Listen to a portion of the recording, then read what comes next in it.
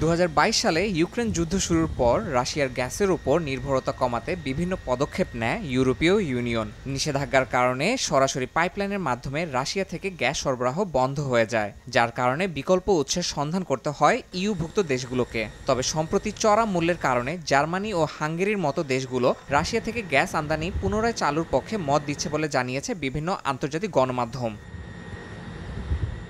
যুদ্ধ শুরু হওয়ার আগে ইউরোপীয় ইউনিয়নের গ্যাসের চাহিদার 40% সরবরাহ করত রাশিয়া। নিষেধাজ্ঞার পর যুক্তরাষ্ট্র ও নরওয়ে থেকে এলএনজি আমদানির পরিমাণ বাড়াতে হয় ইইউকে। এতে জোটভুক্ত দেশগুলোর জ্বালানি খরচ বেড়ে যায় কয়েক গুণ। বিশেষত জার্মানির অর্থনীতিতে এর ব্যাপক নেতিবাচক প্রভাব পড়েছে। ইউভুক্ত বেশ কয়েকটি দেশ রাশিয়া থেকে গ্যাস পুনরায় আমদানির পক্ষে থাকলেও বিপক্ষেও আছে কেউ কেউ। গণমাধ্যমগুলো বলছে, পূর্ব ইউরোপের বেশ কয়েকটি দেশ এই পরিকল্পনার তীব্র বিরোধিতা করছে। তাদের আশঙ্কা, এমন সিদ্ধান্তে মস্কো আবার শক্তিশালী হয়ে উঠবে এবং রাশিয়ার উপর ইউর জ্বালানি নির্ভরতা বাড়বে।